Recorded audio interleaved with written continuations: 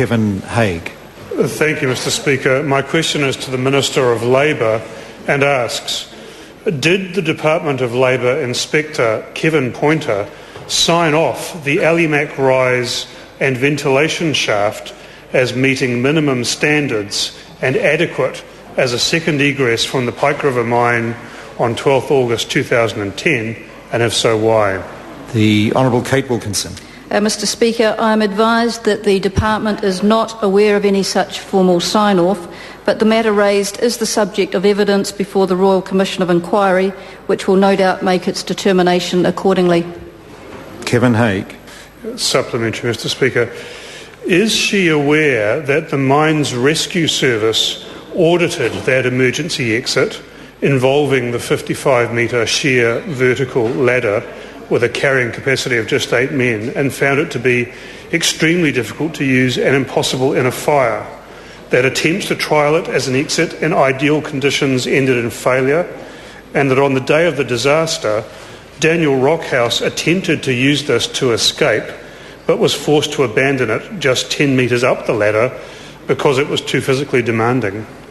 The Honourable Kate Wilkinson. Mr. Speaker, I am aware and understand that there have been some criticisms in relation to that second access, but can I say, sir, that the matter of access is the subject of evidence before the Royal Commission, and I think it would be wise if we did wait for them to make their determination accordingly.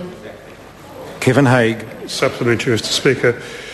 If the emergency exit from a mine can meet minimum standards, as former mine manager Doug White has said on oath to the Royal Commission, yet be impossible to use, doesn't it suggest to the Minister, as it does to every other New Zealander, that those standards are in urgent need of reform? The Honourable Kate Wilkinson. Mr. Speaker, I'm not prepared to speculate on the adequacy or otherwise of the second access, nor on safety issues, because these are a matter of ongoing investigation. Indeed, they are the matter of evidence. Some of it hasn't been tested, and it certainly hasn't been determined as yet by the Royal Commission of Inquiry.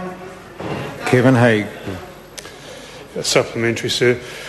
How does she think the families of miners must feel knowing that they go underground every day into mines where their safety is assured by regulations so bad that they allowed the Pike River Company to get away with an emergency exit that was impossible to use, and with a government that refuses to take action to improve things until the Royal Commission reports?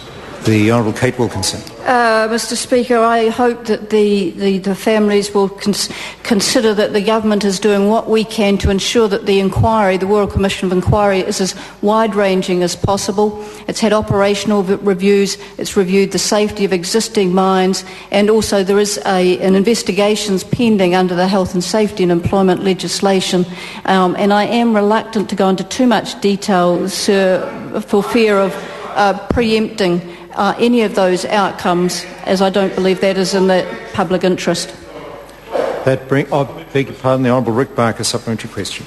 Supplementary question to the Minister. Do the reports from the Pike River Mine Inquiry highlighting the disconnect between the trained, knowledgeable specialists, Mines Rescue, and those making the decisions about rescue based in Wellington at her department and police headquarters raise concerns with her, and will she remedy this flaw and ensure that in the future decisions about mine rescue will be made by the specialists who are at the scene and best placed to make the decisions? The Honourable Kate Wilkinson. Mr. Speaker, I'm not going to speculate or preempt what the determinations of the Royal Commission of Inquiry will be, but I can say, sir, that we are watching it very, very carefully, and that when those determinations are forthcoming, we will certainly consider the matters very, very seriously.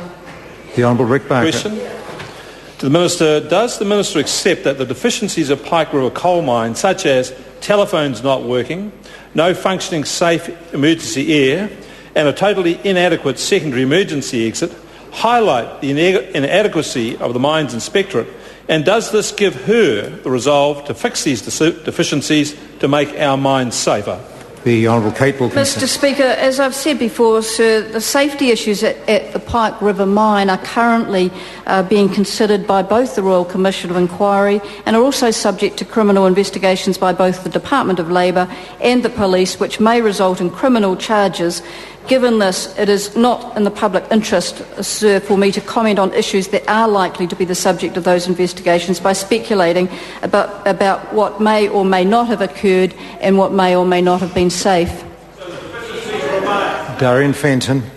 Thank you, Mr Speaker. To the Minister, does the Minister agree with the comments made by mine inspectors in the review of her department's interaction with Pike River Coal, that workplace safety representatives really made much of a positive contribution and there was essentially nothing to be learned from those who actually were doing the work underground in the mine?